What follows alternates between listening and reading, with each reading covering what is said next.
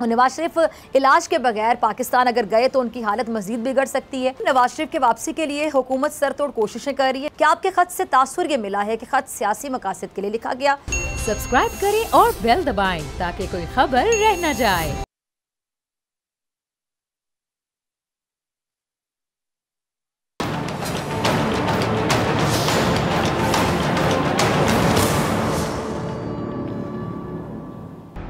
अस्सलाम वालेकुम नाज़रीन, मैं हूं डॉक्टर फ़िज़ा अकबर खान और मैं हूं पाकिस्तान और आप देख रहे हैं पाकिस्तान के सबसे बड़े न्यूज़ चैनल का नंबर 1 प्रोग्राम ऐसे नहीं चलेगा। किसी ज़माने में एक चोर था, वो एक बादशाह के महल में चोरी करने के इरादे से गया। रात का वक्त था और महल के एक कमरे से बादशाह और उसकी बेगम की आपस में गुफ्तगू की आवाज़ आ रही थी। वो सारी गुफ्तगू चोर खड़े होकर सुनने लगा। अब चोर क्या सुनता है? चोर ने सुना कि बादशाह अपनी बेगम से कह रहा है कि मैं अपनी बेटी की शादी एक ऐसे आदमी से करूँगा जो नहायत नेक और परहेजगार हो, बहुत अल्लाह वाला हो। जब चोर ये बात सुन रहा था तो उसके दिल में ख्याल आया कि क्यों ना मैं कुछ ऐसा बनकर दिखाऊं कि बादशाह मेरे ही साथ शहजादी की शादी कर दे। उसके दिल में एक लालच पैदा हो गया। अब वो चोरी करना तो भूल गया लेकिन धोखा देने पर उतर आया। घर जाकर वो बहुत देर सोचता रहा कि किस तरह से मैं इस काम में कामयाब हो सकता हूँ। फिर अचानक उसे एक तदबीर सूझी और उसने सोचा कि बादशाह के महल के करीब एक मस्जिद है, मैं क्यों ना उसमें जाकर बुज़ुर्गों वाला लिबास पहनकर बुज़ुर्गों जैसा हुलिया इख्तियार करके वहाँ दिन रात इबादत में मसरूफ़ होकर बैठ जाऊँ। तो शायद ये बात बादशाह तक ज़रूर पहुँचे कि यहाँ कोई ऐसा नेक और परहेजगार है जो दिन रात इबादत में मसरूफ़ रहता है। तो हो सकता है कि बादशाह की निगाह मेरे ऊपर पड़ जाए और मैं शहज़ादी से शादी के लिए चुन लिया जाऊँ। अब ये उस चोर का एक नहायत हकीर और घटिया किस्म का दुनियावी मकसद था जिसके लिए उसने ये इरादा किया। फिर उस चोर ने अपने मंसूबे के मुताबिक बुजुर्गों वाला लिबास पहनकर नेक होने का दिखावा शुरू कर दिया। वो चोर अपने मंसूबे में कामयाब होता चला गया और यहाँ तक कि लोगों में उसकी इतनी शोहरत हो गई कि जी यहाँ पे कोई बहुत नेक आदमी है जो दिन रात इबादत करता रहता है। और ये बात एक दिन बादशाह तक पहुँच गई कि यहाँ कोई अल्लाह वाला आकर बैठा हुआ है। जब बादशाह को बात पता चली तो उसने अपने इरादे के मुताबिक गौर व फिक्र शुरू कर दी कि शहजादी के मुतालिक जो सोचा था उसके लिए क्यों ना इस शख्स का इंतखाब कर लिया जाए। अच्छा, बादशाह ने सिलसिले में गुफ्तगू के लिए अपने वज़ीर को भेजा। वज़ीर उस शख्स के पास मस्जिद पहुंचा, बाअदब होकर उसे कहने लगा कि मैं आपकी खिदमत में बादशाह की तरफ से एक पैगाम लेकर आया हूँ। उसने पूछा कि क्या पैगाम लेकर आए हो?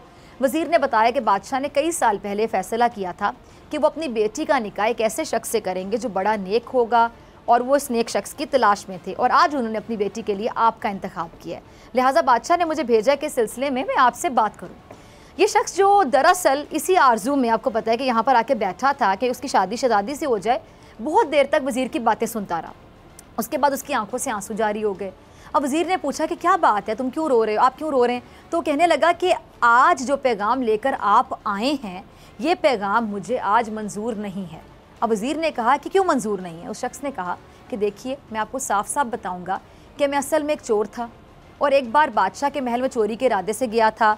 फिर जो कुछ हुआ चोर ने वज़ीर को सुनाया और उसके बाद चोर ने कहा कि मैंने तो अपना हुलिया लालच की वजह से बदला था, लेकिन मैं यहाँ आकर जब बैठा तो मेरे अल्लाह ने मुझे अपना बना लिया। अब बस उसके बाद मुझे और किसी की ज़रूरत नहीं है, मेरे लिए मेरा अल्लाह ही काफ़ी है। अब नाज़रीन, इस कहानी में भटके हुए को मंजिल मिल गई और ये मंजिल उसको कुदरत की तरफ से हासिल हुई, वरना शायद चोर अपने चलन को कभी बदल ना पाता।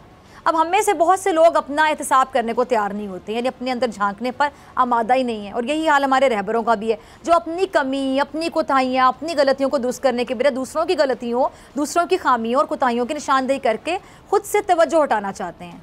जैसा कि जब भी एहतसाब की बात होती तो क्या होता है हमारे यहाँ, हमारे रहनुमा एहतसाब को इंतकामी कार्रवाइयाँ करार देते हैं, लेकिन यही रहनुमा एहतसाब की तलवार को अपने मुखालिफिन पर भी चलाना चाहते हैं।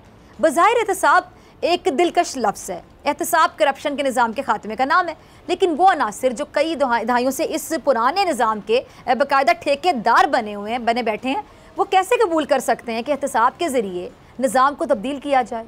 और वज़ीर आज़म के बकौल करप्ट अनासिर को तो वही निज़ाम काबिल कबूल होता है जिसमें वो अपनी मर्ज़ी चला सकें, कोई पूछने वाला भी ना हो कि क्या किया, क्यों किया, कैसे किया। और यही बड़ी वजह है कि एहतसाब के आगे मज़ाहमत करने वालों के ख़िलाफ़ इमरान खान जंग कर रहे हैं और बकौल वज़ीर आज़म साहब के इसी वजह से उन्हें कई किस्म की मुश्किलात का सामना है। उनकी हुकूमत को धमकियां मिल रही हैं, लेकिन वो किसी किस्म की ब्लैकमेलिंग में आने को तैयार नहीं है। अब इस वक्त खबरों की जीनत नवाज शरीफ की रिपोर्ट भी बनी हुई है, आपको पता है, और ये रिपोर्ट लाहौर हाई कोर्ट में जमा करवाई गई है। रिपोर्ट के मुताबिक अगर नवाज शरीफ इलाज के बगैर पाकिस्तान गए तो उनकी हालत बिगड़ सकती है। और नवाज शरीफ की 3 सफ़ात पर मुश्तमिल तिब्बी जो रिपोर्ट है वो लाहौर हाई कोर्ट में जमा करवाई गई है। इसके मुताबिक ज़रा सुनिएगा, डॉक्टर्स ने नवाज शरीफ को सफ़र करने से रोक दिया और रिपोर्ट में यह भी बताया गया कि कुलसूम नवाज की वफ़ात के बाद नवाज शरीफ ज़्यादा दबाव में है और नवाज शरीफ इलाज के बगैर पाकिस्तान अगर गए तो उनकी हालत मज़ीद बिगड़ सकती है। ज़हनी दबाव के माहौल में नवाज शरीफ की बीमारी मज़ीद बिगड़ सकती है। रिपोर्ट्स के मुताबिक नवाज शरीफ एंजियोग्राफी करवाए बगैर लंदन से ना जाएं और नवाज शरीफ ज़हनी दबाव के बगैर अपनी सरगर्मियाँ जारी रखें, अपनी अद्वियात लें, खुली फ़ज़ा में चहलकदमी करें, चहलकदमी के दौरान कोरोना से बचाव के इक़दाम भी करें। ये रिपोर्ट नवाज शरीफ के मुआलिज डॉक्टर फयाज की तरफ से लिखी गई है। रिपोर्ट में यह भी कहा गया है कि दुनिया भर में कोरोना की सूरत हाल और बिलखुसूस अपनी बीमारी को देखते हुए मियाँ नवाज शरीफ को एयरपोर्ट समेत पब्लिक मकामात पर जाने से गुरेज करना चाहिए। अच्छा, नवाज शरीफ के डॉक्टर ने अपनी रिपोर्ट में ये भी लिखा कि उन्होंने साबिक वज़ीर आज़म का जो हाल ही में मुआयना किया उस दौरान वो शदीद दबाव का शिकार नजर आए और अगर वो इलाज करवाए बगैर पाकिस्तान चले गए और उन्हें जेल में रखा गया तो उन्हें लाहक बीमारियों की वजह से उनकी ज़िंदगी को मज़ीद ख़तरात लाहक हो जाएंगे। अब नाज़रीन, ऐसे वक्तों में जहाँ नवाज शरीफ की वापसी से मुतालिक मुख्तलिफ चहमगोइयाँ होती रहीं, वो सब हवाई बातें साबित हो गई, क्योंकि नवाज शरीफ की मेडिकल रिपोर्ट मंजर आम पर आने के बाद अब वाकिफ़ान हाल ये कह रहे हैं कि अब नवाज शरीफ ने वाज़ेह पैगाम दे दिया कि वो फ़िलहाल तो वतन वापस आने का कोई इरादा नहीं रखते हैं। साबिक वज़ीर आज़म ने अपने उन लीगी रहनुमा थे उनको ये पैगाम दिया जो कहा करते थे कि वो अगले महीने जाकर नवाज शरीफ को लंदन से वापस पाकिस्तान लाएंगे और हाल ही में अयाज सादिक ने मुस्कुराहट के साथ नवाज शरीफ को खुद वापस लाने का भी ऐलान किया था। अच्छा, नवाज शरीफ की वापसी से मुतालिक नून लीग और हुकूमत के दरमियान बहुत ज़्यादा कशीदगी भी देखने को मिली। जब नून लीग नवाज शरीफ की वापसी की बातें करती थी और नून लीग हुकूमत पर यह इल्ज़ाम लगाती थी कि हुकूमत नहीं चाहती कि नवाज शरीफ वापस आएँ क्योंकि हुकूमत उनकी वापसी से खौफजदा है। और एक वक्त ऐसा भी था जब लीगी रहनुमा नवाज शरीफ को कुछ हो जाने की सूरत में क्या करते थे, हुकूमत को बाकायदा कसूरवार ठहरा देने की बात किया करते थे और लीगी रहनुमा नवाज शरीफ को लंदन भेजने पर बहुत ज़्यादा इसरार करते रहे। लेकिन अब हुकूमत नवाज शरीफ की वापसी की बात करती है तो एक बार फिर बड़े मियाँ साहब के तेवर ही बदल गए हैं और वो फ़िलहाल वापसी का कोई इरादा नहीं रखते, वाज़ेह पैगाम दे दिया। जबकि हुकूमत जो है उसका ये ख्याल है नवाज शरीफ हालात बेहतर होने का इंतज़ार कर रहे हैं। और फवाद चौधरी तो नवाज शरीफ की इस रिपोर्ट को भी जाली करार दे रहे हैं और क्या कह रहे हैं कि जी नवाज शरीफ लंदन में बैठकर सियासी हिकमत अमली जो है ना वो तरतीब दे रहे हैं। ज़रा क्लिप चलेगा फवाद चौधरी का। जी, तो सुना आपने फवाद चौधरी को। हुकूमती हलकों का कहना है कि जब तक नवाज शरीफ की कोई डील नहीं हो जाती तब तक ऐसी रिपोर्ट्स आती रहेंगी। अच्छा नाज़रीन, नवाज शरीफ की मेडिकल रिपोर्ट्स पर जहाँ बहुत सारे सवालात उठाए गए हैं, वहीं पर एक दिलचस्प सवाल ये भी उठाया गया कि नवाज शरीफ की जो मेडिकल रिपोर्ट बनाने वाले डॉक्टर वो वाशिंगटन में रहते हैं और उन्होंने लंदन में बैठे नवाज शरीफ की सेहत के हवाले से रिपोर्ट आखिर कैसे बना दी। और फवाद चौधरी एक और सवाल उठा रहे हैं कि जी जो मेडिकल रिपोर्ट हाई कोर्ट में जमा करवाई गई है उसमें वाशिंगटन में मुकीम डॉक्टर ने लंदन में मुकीम नवाज शरीफ की सेहत के हवाले से लिखा है कि वो दबाव का शिकार है। अब फवाद चौधरी अदलिया की जानिब देखते हुए इस उम्मीद का इजहार कर रहे हैं कि अदलिया ऐसी जाली रिपोर्ट्स का सख्ती से नोटिस लेगी और मुल्क का वकार बहाल करेगी। अच्छा, फ़ारूक हबीब भी नवाज शरीफ की ताज़ा रिपोर्ट पर इंकशाफ करते हुए कहते हैं कि सारी दुनिया को बताया गया कि नवाज शरीफ के डॉक्टर्स लंदन में मौजूद हैं और अब मेडिकल रिपोर्ट अमेरिका के डॉक्टर से लिखवाई गई। इस रिपोर्ट के बाद नून लीग के इन तमाम रहनुमाओं के बयानात झूठ साबित हो गए जो कह रहे थे कि मियाँ साहब वापस आ रहे हैं, आज आ रहे हैं, कल आ रहे हैं, जबकि रिपोर्ट बयान ये करती है कि नवाज शरीफ को जेल जाने से डर लगता है। अब हुकूमत नवाज शरीफ की रिपोर्ट्स को जाली करार दे रही है। अच्छा, जहाँ नवाज शरीफ की रिपोर्ट से ज़्यादा उनकी रिपोर्ट बनाने वाले जो डॉक्टर हैं उन पर एतराज़ात उठाए जा रहे हैं, वहीं पर शहबाज गिल भी नवाज शरीफ की मेडिकल रिपोर्ट बनाने वाले डॉक्टर पर बाकायदा सवालिया निशान लगा रहे हैं और ये दावा कर रहे हैं कि नवाज शरीफ की मेडिकल रिपोर्ट बनाने वाले डॉक्टर का ताल्लुक भारत से है, भारत। अच्छा नाज़रीन, नून लीग के मुखालिफिन नवाज शरीफ की रिपोर्ट्स को एक और कतरी ख़त भी करार दे रहे हैं और हुकूमती रहनुमाओं के बकौल तो नवाज शरीफ की मेडिकल रिपोर्ट और कतरी ख़त लिखने वाला एक ही लिखारी है, एक ही लिखारी। इस सारे अब सिनेरियो में हुकूमत का जो सीना है वो एक बार फिर से चौड़ा हो गया और हुकूमत की अब पूरी शायद यही कोशिश होगी कि वो अब शहबाज शरीफ पर दबाव डाले, दबाव बढ़ाए कि वो नवाज शरीफ को वतन वापस लेकर आएँ, क्योंकि उन्होंने नवाज शरीफ की वापसी की ज़मानत दी थी। और यही वजह कि अटॉर्नी जनरल खालिद जावेद ने शहबाज शरीफ को ख़त लिखा है जिसमें उन्हें ये कहा गया कि नवाज शरीफ को इलाज मुआलजे की गर्ज से बैरून मुल्क भिजवाने के हवाले से शहबाज शरीफ ने जो बयान हल्फी लाहौर हाई कोर्ट में जमा करवाया था वो उसकी पासदारी करें और नवाज शरीफ को वतन वापस लेकर आएँ, वरना उनके खिलाफ कानूनी कार्रवाई अमल में लाई जाएगी।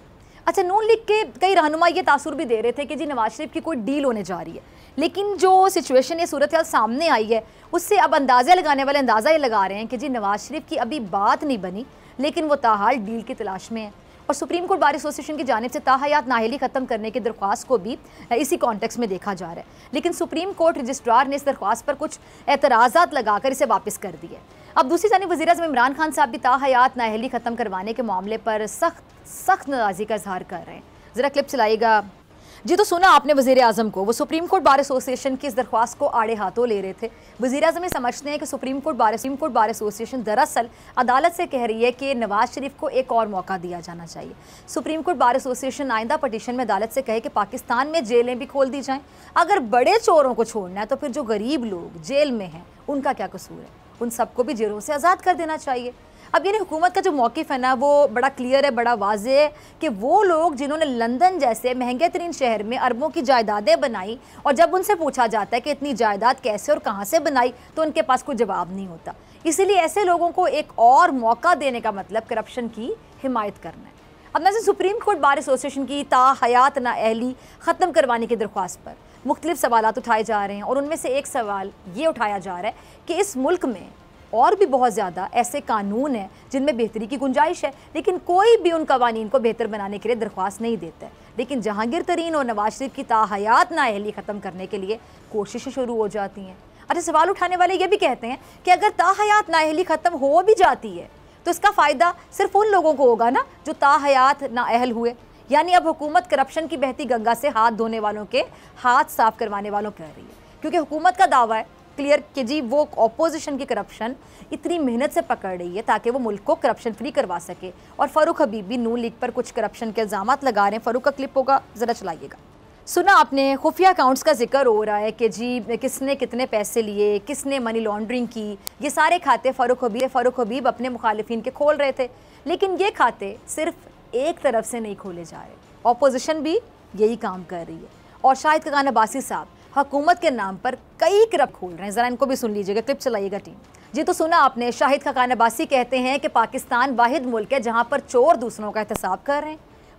वज़ीर-ए-आज़म कौम को बताएं कि उन्होंने करप्शन से मुतालिक नैब और FIA को कितने ख़त लिखे हैं। हुकूमत की नाअहली के बाइस महंगाई उरूज पर है, बिजली की कीमतों में इजाफा हो रहा है, आवाम की जेबों पर डाका मारा जा रहा है। वज़ीर-ए-आज़म के मुशीर फरार हो गए, मुशीर की नौकरी छोड़ने वाले अपने असासे सामने लाएं, जबकि चेयरमैन नैब डेली वेजेस पर चिमटा हुआ है। यानी लीगी रहनुमा के नज़दीक अनकरीब चेयरमैन नैब वज़ीरों और मुशीरों का यौम हिसाब आने वाला, बहुत करीब आने वाला है। अच्छा, अपोजिशन को ये शिकवा है कि एहतसाब यक तरफा हो रहा है, जबकि हुकूमत की लूट मार को कोई पूछने वाला नहीं है, और इसीलिए एहसन इकबाल साहब भी कुछ फरमा रहे हैं, ज़रा उनका भी क्लिप चला दीजिएगा। अच्छा जी, सुना आपने एहसन इकबाल साहब को, यानी किसी को किसी पर एतबार नहीं है, हर इदारे को मशकूक नज़रों से देखा जा रहा है। अब ऐसे में सवाल तो उठेगा कि अगर इदारों को बेहतर करने की गुंजाइश है तो फिर इदारों को बेहतर किसने बनाना है, मुल्क के लिए बेहतर कानून साजी किसने करनी है। जाहिर है इस मुल्क के रहनुमाओं ने मिल बैठ कर ये जो तमाम मसाइल हैं वो हल करने हैं, लेकिन इसके लिए मुखालिफत बराए मुखालिफत के जो खेल है ना, इसको ख़त्म करना ज़रूरी है, इसको तर्क करना ज़रूरी है। लेकिन हमारे जो रहबर हैं वो एक दूसरे को मुल्क तबाह करने का ज़िम्मेदार ठहरा रहे हैं। ऑपोजिशन हुकूमत को नाअहल करार देती है और हुकूमत पर बड़ी तनकीद ये करती है कि शत नहीं संभाली, सही तरीके से नहीं संभाल पा रही है, जबकि इमरान खान मुखालिफिन को अपनी हुकूमत के जो कारनामे हैं वो गिनवा कर उन्हें खामोश करवा रहे हैं। ये ज़रा चलाइएगा प्राइम मिनिस्टर का क्लिप जी। तो सुना आपने, वज़ीर-ए-आज़म इमरान खान साहब अपोजिशन के इस तासुर को रद्द कर रहे थे कि हुकूमत नाकाम हो गई है। वो बैनुल-अक़वामी जरीदों और रिपोर्ट्स का हवाला दे रहे थे जिसमें हुकूमत की जो परफॉर्मेंस है, हुकूमत की जो कारकर्दगी, उसकी बाकायदा तारीफ़ की गई है। अच्छा नाज़रीन, हमारे जो रहबर हैं ना, ये सही मकसद के हसूल की बजाय गलत डायरेक्शन या गलत समत में सफ़र कर रहे हैं, और अपनी समत को दुरुस्त करने की बजाय ये एक दूसरे पर इल्ज़ामात लगा रहे हैं, इल्ज़ाम तराशियाँ कर रहे हैं। अब ये इल्ज़ाम तराशी का सिलसिला अगर रुक जाए तो क्या ही बेहतर हो, अगर ये रुक जाए, और अगर नहीं रुकेगा, चलता रहेगा तो ऐसे कैसे चले, ऐसे नहीं चलेगा। मिलते हैं ब्रेक के बाद।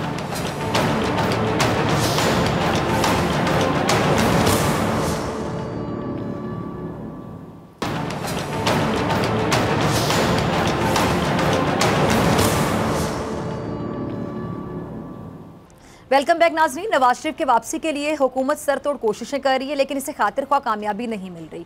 कुछ दिन पहले अटॉर्नी जनरल पाकिस्तान ने शहबाज को खत लिखकर उनसे मुतालबा किया था कि वो नवाज शरीफ की मेडिकल रिपोर्ट जल्द से जल्द जमा करवाएं, वरना उनके खिलाफ तौहीन अदालत की कार्रवाई की जाएगी। अब मेडिकल रिपोर्ट जमा होने के बाद आज सदर नवाज लीग शहबाज शरीफ ने अटॉर्नी जनरल को जवाबी खत लिखते हुए कहा कि आपके खत से तासुर ये मिला है कि खत सियासी मकासद के लिए लिखा गया, विफाकी काबीना की हिदायत पर लिखा गया और खत शरीफ खानदान के मीडिया ट्रायल की कोशिश है।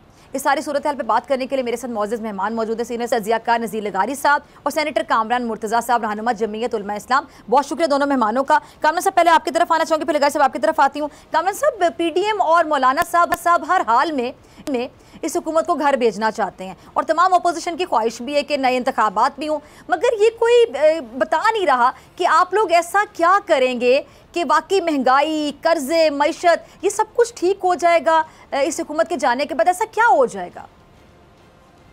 देखिए, ठीक होना शुरू हो जाएगा। ये हम नहीं कह रहे कि ठीक बटन जो ना हम ऑन करेंगे और बिजली आ जाएगी। हम ये कह रहे हैं कि ठीक होना शुरू हो जाएगा। वो खराबी इतनी ज़्यादा हो गई है, इतनी खराबी कर दी गई है कि उसको एकदम ठीक करना शायद मुमकिन नहीं होगा, मगर ये मामला ठीक होना शुरू हो जाएंगे। आप इसी तरह से कि मैं वकील हूँ और मुझे जो है ना किसी मरीज को देखने के लिए भिजवा दिया जाए, तो पाकिस्तान इसी तरह से एक जो क्रिकेट खेला करते थे उसके हवाले कर दिया गया कि वो क्राउड पुलर है, और वो क्राउड पुलर के नाम पे जो है ना वो इसके साथ भी क्रिकेट खेल रहे हैं। कभी बैटिंग करना शुरू कर देते हैं, कभी बॉलिंग कराना शुरू कर देते हैं। तो इस तरह से मामला ये इसलिए ख़राब हो रहा है कि उनको इसका एक्सपीरियंस नहीं है। अच्छा, इस पर कामरान साहब, जब भी इस तरह की बात की जाती है कि अगर हुकूमत चली जाती है, महंगाई का खात्मा हो जाएगा, आवाम की जो मुश्किलात हैं वो हल हो जाएंगी, तो हुकूमत के वज़रा अक्सर बात करते हुए दिखाई देते हैं कि जी अगर आप लोगों के पास तजावीज़ हैं इस मईशत को, जो आप कहते हैं डूबती मईशत है, इसको संभालने के लिए, इसको बेहतर करने के लिए, तो आप लोग तजावीज़ क्यों नहीं देते हैं? आप लोग उसका हल क्यों नहीं बताते हैं? बात ये तजावीज़ लेने के लिए तैयार कब है? यहाँ तो 34 बिल एक दिन में पास होते हैं, बल्कि एक दिन भी पूरा नहीं लगता, उसको 3-4 घंटे लगते हैं। यहाँ तो स्टेट बैंक जैसा मुतनाज़ा बिल भी जो है ना मिनटों में पास हो जाता है। कब उसको जो है छोड़ के ऑर्डर ऑफ द डे जो है ना वायलेट किया जाता है और उसमें से दरमियान से एक आइटम छोड़ के और बाकी रिमेनिंग ले लिए जाते हैं। और फिर जब उनके नंबर पूरे हो जाते हैं और देखते हैं दूसरों के नंबर पूरे नहीं हैं, तो वो क्विकली जो है ना उसमें कहते हैं कि जी गिनती कराएं और इसको एडवांस जो है ना वो कंसिडर करें, ये कमेटी को भी ना भेजें। तो जब रवैया ये होगा तो क्या आप क्या तजावीज़ देंगे और आपकी तजावीज़ के साथ क्या होगा? ठीक है जी, लगारी साहब आपकी तरफ आना चाहूँगी। आपने कामरान साहब को सुना। लगारी साहब, एक तो है कि हुकूमत क्या वाकई संजीदा है नवाज शरीफ को वापस लाने में, या फिर नवाज लीग पर प्रेशर डाला जा रहा है ताकि वो पीडीएम के लॉन्ग मार्च का हिस्सा ना बने? और दूसरा, इससे तजावीज़ की बात की जाती है तो कामरान साहब ने कहा कि जी वो तजावीज़ लेना कब चाहते हैं, लेकिन हुकूमती वज़रा जब भी बात करते हैं तो वो कहते हैं जी हम तो तजावीज़ मांगते हैं, ये हमारे साथ टेबल पर बैठते नहीं हैं। एक तो ये है कि इनके तजावीज़ मांगना और लोगों को टेबल पर बुलाने का जो अंदाज है वो तो बहुत ही मजाक का खेल है। ये हुकूमत किसी सूरत में अपोजिशन को ना ऑन बोर्ड लेना चाहती है, ना अपोजिशन से डायलॉग करना चाहती है, ना तजावीज़ मांगना चाहती है। इस हुकूमत ये एक काम करना चाहती है, अगर इससे हो सका तो अपनी नाकामियां जो है वो अपोजिशन के सर पहुँच दे। दूसरी बात मियां नवाज शरीफ साहब के आने की है। इस हुकूमत ने इसलिए नहीं भेजा था कि मियां नवाज शरीफ वापस आ जाए। इस हुकूमत ने उन्हें जेल में रखकर अपनी अंदाजा था कि उसके साथ क्या होगा। कुछ हुकूमत ऐसा लगता था कि हुकूमत जेल में पड़ी हुई है और नवाज शरीफ बाहर है, और उन्होंने जो है इनको भेजने के लिए हर तरह किया। इनके अपने वजीरों ने कहा कि उनकी तबीयत ठीक नहीं है, इनके मुशीरों ने कहा कि उनकी तबीयत ठीक नहीं है। उन्होंने फिर रोना शुरू कर दिया वजीरों ने कि भाई ये देखो ना, इनको भेजे ना। तो इस तरह से तो उन्हें भेजा गया है मियां नवाज शरीफ साहब को। मियां नवाज शरीफ की ख्वाहिश जरूर थी कि वो चले जाएं, लेकिन भेजने के लिए बेताबी जो थी वो तो हुकूमत की बात थी और हुकूमत खुद भेजना चाहती थी। अब हुकूमत को क्या हो गया कि वापस बुलाएगी? हुकूमत तो बिल्कुल नहीं बुलाना चाहती है। ना तो मियां नवाज शरीफ साहब आना चाहते हैं और ना ही हुकूमत उन्हें बुलाना चाहती है। दोनों अपनी अपनी पोजीशन पर हैं, दोनों खुश हैं। ठीक है, तो ये जो लोगों के सामने तासुर दिया जाता है कि हुकूमत तो बुलाना चाहती है, हर हाल में बुलाना चाहती है, तो इसको फिर हम क्या कहें लगारी साहब? नहीं, बिल्कुल नहीं बुलाना चाहते हैं। ये इस तरह का तासुर देते हैं, ये इस तरह की बार बार बातें करते हैं कि जी धोखा देकर भाग गए। धोखा किसने दिया? मियां नवाज शरीफ ने। मियां नवाज शरीफ डॉक्टर थे, उनके पास अपनी लेबॉर्ट्री थी। क्या उनकी लेबॉर्ट्री में चेकिंग हो रही थी कि मियां नवाज शरीफ की बीमारियां क्या हैं, प्लेटलेट्स कितने हैं? वो कह रहे थे कि जी वो बात नहीं कर पा रहे थे, कह रहे थे जी मेरे जो है वो प्लेटलेट्स गिर गए हैं। तो आपने चेकिंग तो आपने करनी थी, उनके जो लेबोरेटरी टेस्ट तो आपने करना था और आपने कराया, आपके वजीरों ने कराया, आपके मुशीरों ने कराया। उनने टेस्ट करने के बाद फिर रोना शुरू कर दिया कि जी इनको भेजें, और इन्होंने भेजने में बहुत बेताबी दिखाई और उनको भेज दिया गया। और जिस दिन से भेजा तब से कह रहे हैं वापस लाते हैं, वापस लाते हैं। तो सिर्फ ढोल पीटना है और हुकूमत ढोल पीट रही है कि हम वापस लाते हैं। लाना बिल्कुल नहीं चाहती है हुकूमत की, कोई इंटेंशन नहीं है कि मैं नवाज शरीफ को वापस ले। अगर वो आप वापस आते हैं और जेल में बैठा होंगे तो उनके लिए एक मसला होंगे, और वो अपने लिए मसला पैदा नहीं करना चाहते हैं। ये हुकूमत का अपना एक इशू है, हुकूमत मसला पैदा नहीं करना चाहती है, इसलिए वो नवाज शरीफ को बुलाना भी नहीं चाहती है। ठीक है। अच्छा कामरान साहब, आपकी तरफ आऊंगी। ताहयात नाअहली से मुतालिक सुप्रीम कोर्ट बार एसोसिएशन की जो आला अदलिया में दरख्वास्त पर वज़ीर आज़म नाखुश हैं। उन्होंने कहा है कि जी एक मुजरिम और झूठ बोलकर लंदन भागे हुए शख्स के लिए बार एसोसिएशन अदालत गई है। आपको क्या लगता है कि बार एसोसिएशन को ताहयात नाअहली के कानून में क्या दिलचस्पी है, क्या इंटरेस्ट? देखिए, बात बार एसोसिएशन की इस मामले में दिलचस्पी की बात नहीं है। एक हम बार में होते हैं, बार को जब हम हेड कर रहे होते हैं तो रूल ऑफ लॉ के लिए जो है हम स्ट्रगल कर रहे होते हैं। ये एक कानून जो है ऐसा कानून जिसमें ताहयात नाअहली नहीं लिखा हुआ, मगर सुप्रीम कोर्ट ने अपनी तरफ से ये लिख दिया, इंटरप्रेट कर दिया। तो अगर बार एसोसिएशन उसको दुरुस्त करवाना चाह रही है या वो समझती है, तो उनकी बॉडी ये समझती है कि इसको दुरुस्त होना चाहिए, भले वो दुरुस्त हो या ना हो, तो मेरा ख्याल है इसमें क्या प्रॉब्लम क्या है। इसमें फिर उसी सुप्रीम कोर्ट के पास जाना है ना, और सुप्रीम कोर्ट ने उसको बेहतर है कि उसको दोबारा इंटरप्रेट कर दे, बड़ा बेंच बन जाए। अगर उनकी दरख्वास्त मान ली जाए तो वज़ीर आज़म को इस मामले में नहीं आना चाहिए, वज़ीर आज़म को इस मामले में फरीक नहीं बनना चाहिए था। जब वो फरीक बनते हैं तो इसका मतलब ये है कि उनके पार्ट में भी जो है ना दाल में कुछ काला पीला है। अच्छा ठीक है। अच्छा लगारी साहब, मैं आपसे भी इसी सवाल पर आपका कमेंट चाहूँगी कि वज़ीर आज़म साहब जो नाखुश हैं ये ताहयात नाअहली से मुतालिक सुप्रीम कोर्ट बार एसोसिएशन की आला अदलिया में जो दरख्वास्त है, इस पर मैं आपका भी कमेंट चाहूँगी। और आपने कामरान साहब को भी सुना, वो कह रहे हैं जी वज़ीर आज़म साहब को इस मामले में शायद कोई कमेंट भी नहीं देना चाहिए, आना ही नहीं चाहिए। जी जी लगारी साहब, पहली बात तो ये है कि सुप्रीम कोर्ट एक फैसला दे चुकी है और उसमें रिव्यू में भी सुप्रीम कोर्ट ने उस मौके को बरकरार रखा है जो नाअहली के बारे में था। अब ये गए हैं नए सिरे से, सुप्रीम कोर्ट बार एसोसिएशन गई है, वो असल में उस आर्टिकल के बारे में गई है जिसमें ये तय नहीं है। आर्टिकल, जिस आर्टिकल के सिलसिले में ये जिस आर्टिकल की बुनियाद पर उन्हें सजा हुई है, तो वो सजा मुतय्यन नहीं है, ना तो आइन में ये दर्ज है और ना ही कोई कानून है, ना रूल्स ऐसे बनाए गए हैं कि जो आइन की मंशा है उसके मुताबिक अगर किसी की नाअहली होती है तो उसकी मुद्दत कितनी होगी। मुद्दत का तयन आइन में नहीं किया गया है। सही। अब इसके लिए रूल्स बनते हैं या कानून बनते हैं, वो तो फिर पार्लियामेंट ने बनाना है। सुप्रीम कोर्ट क्या करेगी? सुप्रीम कोर्ट अगर ये मामला रिव्यू का हुआ तो मेरे ख्याल में रिव्यू की कोई ऐसी मिसाल शायद नहीं मिलेगी कि रिव्यू को रिव्यू किया जाए। लेकिन अगर इसको नई पिटीशन के तौर पर लिया जाता है और आइन के उस मखसूस आर्टिकल, क्योंकि ये मियां नवाज शरीफ का नाम नहीं लिखा है पिटीशन में, ना ही किसी और का नाम लिखा हुआ है, इस खास तौर पर इस आईनी शिक के बारे में जिसमें ये तयन नहीं किया गया है कि सजा कितनी होगी और कितनी नाअहली की मुद्दत कितनी होगी, तो वहाँ पर ताबीर तशरीह करते हुए अगर आला अदलिया एपेक्स कोर्ट, सुप्रीम कोर्ट अगर ये फैसला दे कि जनाब इसकी मुद्दत का तयन कर दे कि नाअहली की मुद्दत कितनी होगी, तो शायद इसमें किसी को रिलीफ मिले। लेकिन मेरा ख्याल ये है कि इस सिलसिले में असल फोरम जो है वो तो पार्लियामेंट है। अच्छा लगा सब नाम बेशक ना हो, लेकिन ये तो सबको पता है कि ताहयात नाअहल कितने लोग हैं, 2 ही लोग हैं ना। 62 और 63 दोनों को ये आर्टिकल जनरल जियाउल हक ने बदनीयती की बुनियाद पर शामिल किए थे। वो जानते थे कि जो मयार वो मुकर्रर करना चाहते हैं उसका पार्लियामेंट के मेंबरान का, वो मयार तो ना तो जुडिशरी के लिए मुकर्रर किया गया है, ना ही वो एग्जीक्यूटिव के लिए मुकर्रर किया। एग्जीक्यूटिव तो वैसे ही आते हैं पार्लियामेंट से, लेकिन किसी का मयार ये मुकर्रर नहीं किया गया है।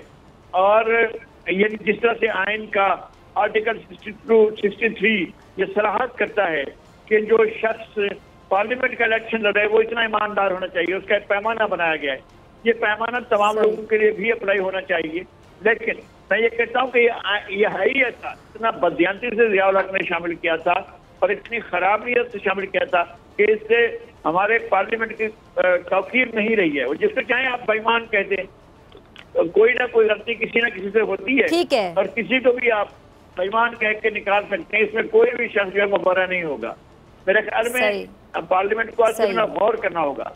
एक मौका था जब 18वीं तरमीम आ रही थी, उस वक्त मौका था कि इसको स्ट्राइक डाउन कर दिया जाता, लेकिन उस वक्त मैं नवाज शरीफ सोच रहे थे कि ये हथियार है, मैं आ गया इसको खुद इस्तेमाल करूंगा और अपने मुखालफिन के लिए इस्तेमाल करूंगा। इसलिए उन्होंने उस आर्टिकल को जो है वो रिमूव नहीं किया, आइन से नहीं निकाला था, निकालने में साथ नहीं दिया था, इसलिए वो भुगत रहे हैं सूरत हाल को। अब देखते हैं कि ऑनरेबल सुप्रीम कोर्ट इस सिलसिले में क्या फैसला करती है। ठीक है जी, ठीक है। अच्छा कामरान साहब, मैं आपकी तरफ आना चाहूँगी। आपने लगारी साहब का भी डिटेल ये कमेंट सुना इस पे। अच्छा, ये कामरान साहब, शहबाज शरीफ साहब पे जो करप्शन केसेस हैं, उनके ऊपर मनी लॉन्ड्रिंग के संगीन इल्ज़ामात लग रहे हैं, मुलाजिमीन के अकाउंट से करोड़ों रुपए की जो ट्रांजैक्शन सामने आई हैं, अब दूसरी तरफ वो नवाज शरीफ की वापसी के ज़मानती भी हैं, तो उनका मुस्तकबिल और खासतौर पर नवाज लीग का मुस्तकबिल आप कैसे देख रहे हैं? मैं कानूनी पहलू के हवाले से बात करना चाहूँगी, कानून क्या कह रहा है इस हवाले से? देखिए, दो पहलू होते हैं, एक सियासी पहलू है या एक्चुअल जो असल पहलू है, और एक फिर उसके बाद कानूनी पहलू। कानूनी पहलू हमारे यहाँ जो है ना, वो असल पहलू हमेशा ताबे हो जाता है, वो उस तरह से उसी तरह से अप्लाई नहीं करता कानून जैसे दूसरे मुल्कों में या आप वेस्ट में कह लीजिए वहाँ पे अप्लाई करता है। तो हमारे यहाँ जो है ना वो मुख्तलिफ अंदाज है कानून का उसके अप्लाई करने का।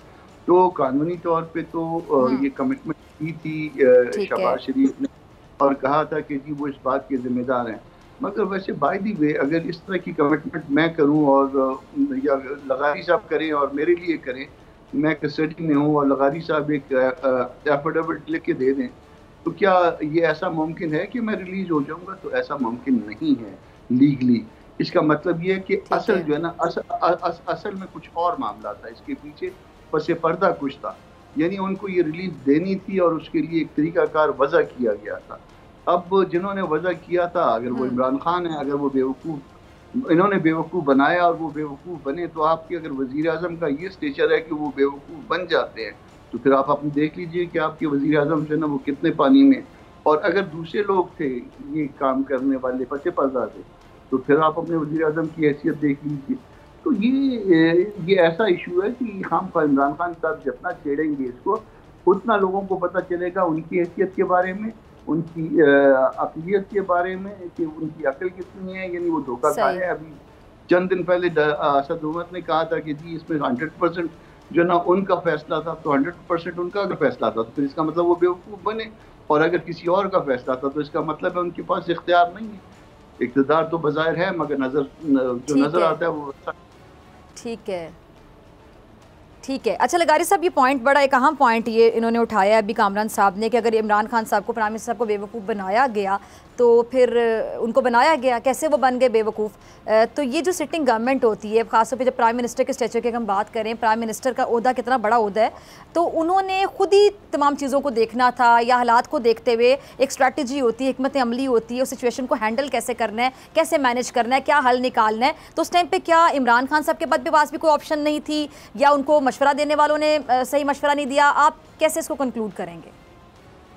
ये ऑप्शन भी मौजूद था और यही ऑप्शन था इनके पास, और ये अमलन बेवकूफ बनने की एक्टिंग की गई थी, और वो बेवकूफ है नहीं, लेकिन यानी फिर बेवकूफ तो ना बनाया गया, ये पॉइंट तो फिर जी जी। अब भी अगर नवाज शरीफ मुल्क के अगर ऑप्शन ही आप कह रहे हैं कि यही उन्होंने करनी थी जी, तो फिर बेवकूफ तो किसी ने नहीं बनाया। पाकिस्तान के अंदर बुनियादी नुक्ता होगा जिसके ऊपर लोग बात कर रहे होंगे, सोशल मीडिया बात कर रहा होगा, मीडिया बात कर रहा होगा, मुल्क के अंदर बात चल रही होगी, तो मैं नवाज शरीफ की बात चल रही होगी, वो आकर जेल में बैठ जाए, तब भी उन्हीं की बात चल रही है। तो उनकी हिम्मत की बात है कि वो नहीं आते हैं। अगर वो जेल पोजीशन बर्दाश्त कर लेते तो अब भी वो उन्हीं पर फोकस होता, और वो इस बात से वो पहले भी इस तरह से डील करके चले गए थे, और अभी उन्होंने रास्ता निकाला है। इनको उनको जाने की जल्दी थी, इनको भेजने की जल्दी थी।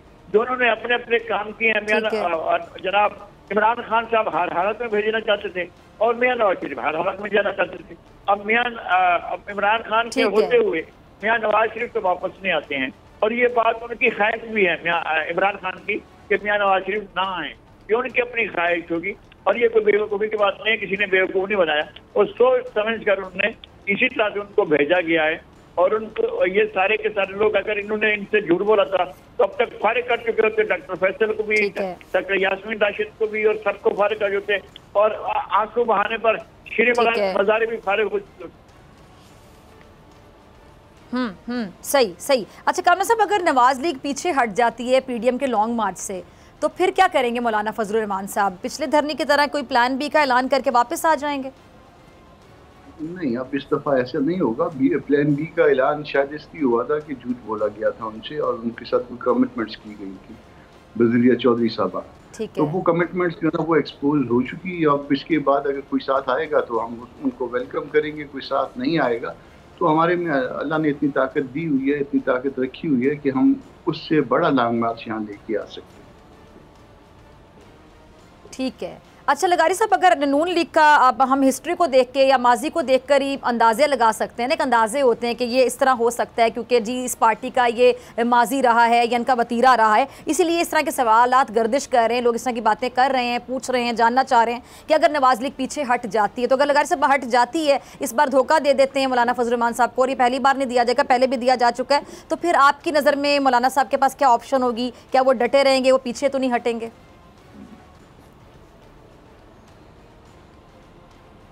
मुझसे आपने पूछा है? जी लगारी साहब, जी लगारी साहब। हाँ, मेरा नहीं ख्याल है ये का अपना जो इन्होंने लॉन्ग मार्च तय किया है 23 मार्च को, अगर होता है तो सारे के सारे साथ होंगे, पूरी पीडीएम होगी और मौलाना भी होंगे और नून लीग भी होगी, सारे मिलकर कर रहेंगे। कौन कितना जोश डालता है ये तो बाद में पता चलेगा, लेकिन ऐसा नहीं है कि लॉन्ग मार्च से पहले मौलाना को तनहा छोड़ दिया जाए। मेरा नहीं ख्याल है कि नून लीग ये ऐसा कर सकती है। नून लीग की सियासी मौत होगी कि अगर वो ऐन मौके पर कहेगी मैं लॉन्ग मार्च में जाने को तैयार नहीं हूँ, तो फिर नून लीग को अपना बिस्तर गोल करना पड़ेगा। सियासत इस तरह से नहीं हो सकती है कि आप जो है ऐन मौके पर छोड़ कर चले जाएं। और मेरे ख्याल में जो बाकी पार्टियां वो भी साथ चलेंगी। बाकी पार्टियां तो सेंटर पंजाब के साथ को इतने ज्यादा नहीं है, ये तो इन्हीं दो पार्टियों के हैं। बाकी जो है शेरफाज साहब हैं या मेंगल साहब हैं या अचकजई साहब हैं, उनके असरात हैं अपने अपने सूबों में, तो वो अपने सूबों से लोगों को निकाल कर लेंगे और यहाँ से जो है वो निकाल कर जाएंगे अपना मौलाना साहब और नून लीग। तो ये इनके अलग होने का कोई इम्कान नहीं है। मुझे नजर नहीं आता है कि कहीं बीच में इनका आपस में कोई ऐसा हो जाए कि जनाब दोनों अलग अलग पोजीशन ले लें, ऐसा नहीं हो सकता। ठीक है। अच्छा अब कामरान साहब, अभी जो ऑपोजिशन है वो तो बड़ी डट के खड़ी हुई कि जी हम ये करेंगे जो हमारा प्लान है और हुकूमत का बोरिया बिस्तर गोल किया जाएगा, हुकूमत घर जाएगी। लेकिन हुकूमती जो वुज़रा हैं जब उनके बयानात देखने में आते हैं, पढ़ने में आते हैं, जो प्रेस कॉन्फ्रेंस करते हैं, बात करते हैं, मीडिया टॉक करते हैं, तो बड़े कॉन्फिडेंट नज़र आ रहे होते हैं। उनकी बॉडी लैंग्वेज भी, उनके अल्फाज भी, जैसे वो कह रहे होते हैं जी हम दावत देते हैं, आना चाहते कल आना तो आप आज आ जाएँ, हुकूमत नहीं घर जाएगी। उनके कॉन्फिडेंस की वजह आपको क्या नज़र आती है कामरान साहब? क्यों ऑपोजिशन को भी संजीदा नहीं ले रहे वो? नहीं, अगर वो कॉन्फिडेंट होते तो वो हमें डिस्कस ना कर रहे होते, वो हमें इग्नोर कर रहे होते। जो लोग जो ना उनकी, यानी आपको लगता है कि वो बाहर से कॉन्फिडेंस शो करते हैं बज़ाहिर, लेकिन अंदर से वो घबराए हुए हैं? अंदर से घबराए हुए हैं, अंदर से वो पहले भी उनकी टांगे कांप रही थी, अब भी टांगे कांप रही हैं उनकी। तो वो ऐसा नहीं है, वो वरना हमें इग्नोर कर देते। बाकियों को क्यों डिस्कस नहीं करते, बाकी रिमेनिंग को क्यों डिस्कस नहीं कर रहे किसी और पार्टियों को। तो इसकी वजह जो है वो ये है कि वो कोई काबिल जिक्र है जिसका जिक्र किया जा रहा है। ठीक है। अच्छा लगारी साहब, आखिर में आपसे जानना चाहूँगी कि आज बिलावल ज़रदारी साहब ने लॉन्ग मार्च का एक और मकसद बयान किया है। वो कह रहे थे जी पीपल्स पार्टी 27 फरवरी को कराची से जो लॉन्ग मार्च शुरू करने वाली, उसका मकसद एस्टैब्लिशमेंट से सियासी मामलात में गैर जानिबदार रहने का मुतालबा करना है। क्या कहेंगे उनके इस मुतालबे पर आप? मेरे ख्याल में अच्छी बात है। नवाज शरीफ भी यही बात कर रहे हैं और पीपल्स पार्टी भी यही बात कर रही है, मौलाना भी शुरू दिन से यही बात कर रहे हैं कि जो सियासी अमल है वो सियासतदानों के लिए रहने दिया जाए। उसमें एस्टेब्लिशमेंट का कोई काम नहीं है कि वो अपना आकर रोल अदा करे, और उनका रोल बनता भी नहीं है, किसी और इदारे का रोल नहीं बनता। आइन ने तमाम डोमेन तय कर दिए हैं। हम आइन ने ये तय कर दिया है कि एग्जीक्यूटिव की क्या डोमेन है और पार्लियामेंट की क्या डोमेन है, अदलिया की क्या डोमेन है। और ये जो बात करते हैं हम एस्टेब्लिशमेंट की, वो तो अलग बात ये है कि सर्विसेज का मामला है ना, ये तो सर्विसेज हैं, ये इदारे या इंस्टीट्यूशन या रियासत के सतून नहीं है। रियासत के सतून जो है वो तो अदलिया है और पार्लियामेंट है और एग्जीक्यूटिव है। तो जो सियासत में मुदाखलत करते हैं वो सर्विसेज के लोग होते हैं। तो सर्विसेज के लोगों को अपने अपने दायरे कार में रहना चाहिए, उन्हें सियासी अमल में नहीं आना चाहिए, सियासी अमल में मुदाखलत नहीं करनी चाहिए और मुल्क को चलने का मौका देना चाहिए। ये ठीक बात है, मुनासिब बात है। जी लगारी साहब और कामरान साहब, आप दोनों का बहुत शुक्रिया। इसी के साथ डॉक्टर फिजा अकबर खान को दीजिए इजाजत। आपसे मुलाकात होगी इंशाल्लाह कल सेम टाइम सेम चैनल। अगर जिंदगी ने वफा की, दुआओं में याद रखिएगा, अपना बहुत ख्याल रखिएगा। अल्लाह निगहबान।